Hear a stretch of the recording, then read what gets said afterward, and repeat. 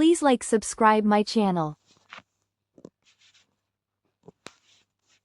भजन गीत विचार सुनने के लिए हमारे चैनल को साध सब्सक्राइब संगत जरूर जी बड़े करें। प्यार और सत्कार से बोलना प्यारों। धन निरंकार जी, सतगुरु माता सुदीक्षा शविंदर हरदेव जी महाराज की जय।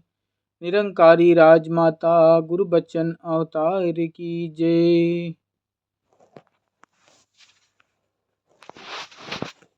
साध संगत जी, दास एक विचार रखेगा, सब्जी परवान करेगा। मन के भाव हैं जो भी उठते हैं मन के अंदर, दास आप जी के बीच में शेयर करता है। कहते हैं कि संतों मन का नहीं ठिकाना, भटकेगा भटकाएगा, जो इसकी बातों में आए उसको नाच नचाएगा। कभी बना मन बादशाह है, बनता कभी भिखारी है। कभी डूबता है स्वार्थ में, कभी बड़ा उपकारी है। मन के कारण दोजक भी है, मन के कारण जन्नत भी। मन के कारण प्यार भी है, मन के कारण नफरत भी। जहाँ दया उपकार वहाँ मन मुश्किल से ही जाता है। विष लिपटाए बैठे मन को, अमृत रास न आता है। संतों मन को अर्पण कर दो, मन की भटकन जाएगी। स्वतः ही सुमरन होएगा और बात सकल बन जाएगी। साथ संगत जी, ये बाणी जो संदेश दे रही है, जो सिखावत दे रही है साथ संगत जी, ये जीवन में बहुत बार ऐसा समय सभी के जीवन में आता है और कुछ लोग इस का ध्यान करके अपने जीवन को संवार लेते हैं और कुछ लोग साथ संगत जी इसको अनदेखा कर देते हैं। इसी पे बात सदगुरु कर रहे हैं कि विष लिपटाए बैठे मन को अमृत रास न आता है। जब मन के अंदर क्रोध हो, ईर्ष्या हो, बैर हो, ये विष कहा गया है। तो साथ संगत जी, मन के अंदर जब इसका वास हो जाता है ना, तो भगवान की बातें, प्रेम की बातें अच्छी नहीं लगती। चाहे कितना भी प्रयास कर लो, उस इंसान को केवल गुस्सा ही आएगा, बार बार क्रोध आएगा, नफरत होगी राम नाम से।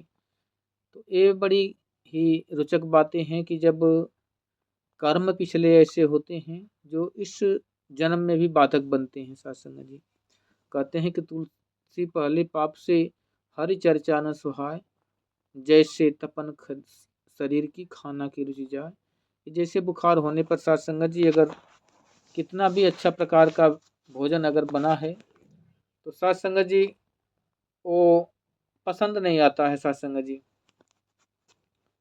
क्योंकि मन के अंदर कुछ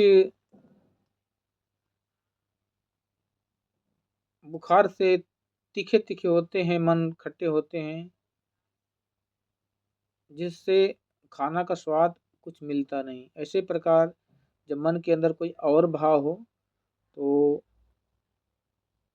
भगवान की बातें, भक्ति की बातें अच्छी नहीं लगती। इसलिए कहते हैं कि सतगुरु कहते हैं कि संतों मन को अर्पण कर दो। जब हम मन से अपने आप खेलते हैं, खिलौना की तरह जैसे फुटबॉल होता है, छोटा गेंदा होता है, लड़का अपने आप जब खेलता है उसको पटकता है जमीन पर ना, तो गेंदा एक तरफ नहीं जाता, वो लुकने की कोशिश करता है, दीवार पे मारता है कि हमारे हाथ में आए, पर गेंदा कहीं क्रॉस, कहीं ऊपर, कहीं नीचे, दाएं बाएं होकर निकल जाता है। ऐसे ही मन भी है हमारा, हमारे साथ नहीं होता, ये बार बार इधर उधर होकर साइड करके निकल जाता है राम नाम से। इसलिए कहते हैं संत महात्मा कि संतों मन को अर्पण कर दो, मन की भटकन जाएगी, स्वतः ही सुमरन होएगा और बात सकल बन जाएगी। ये समर्पण से होता है। और समर्पण कब होगा? जब संतों महापुरुषों के चरणों में प्यार होगा, जब संतों महापुरुषों के चरणों में मिलन होगा। अब संत महापुरुष कोई लेबल लगा के घूम तो नहीं रहे हैं कि लिखा होगा कि कौन से संत महापुरुष हैं। इनकी बाणियों से, इनके शब्दों से, इनकी बातों से ही पकड़ा जाता है। इनके अंदर कुछ खासियत होती है, कुछ अलग बातें होती हैं, कुछ अलग कर्म होते हैं जो हमें प्रभावित करते हैं। तो अक्सर ऐसे पूछ बैठते हैं लोग कि आप कहाँ, बड़ी अच्छी बातें करते हैं, आप कहाँ से बिलोंग करते हैं, कौन से भक्ति करते हैं, किस भगवान को मानते हैं। तमाम तरह के प्रश्न उठते हैं, जिसका लिंक सीधे निरंकारी मिशन की तरफ इशारा कर देता है। सत्संगत जी, फिर संत महात्मा कृपालु दयालु होते हैं, जिनकी इच्छा होती है उन्हें ये बातें बता देते हैं कि हमारे सतगुरु माता सुदीक्षा जी इस ब्रह्म ज्ञान को देकर हमारे जीवन को धन्य करती हैं और अच्छी मीठी बातें, प्यार की बातें समझाती हैं। इस जग में प्यार से रहना, प्यार से कर्म करते हुए मानवता को बनाए रखना, ये चीज़ें कहने की नहीं है सत्संग जी, करने की है, कर्म में उतरने चाहिए। तो सत्संग जी, ये बात सत्संग से ही संभव हो पाती है और सत्संग में मन सदगुरु को समर्पण हो जाता है, क्योंकि जो लोग भी सत्संग में आते हैं सच्चे मन से, वो सदगुरु के चरणों में अपने मन को समर्पण कर देते हैं,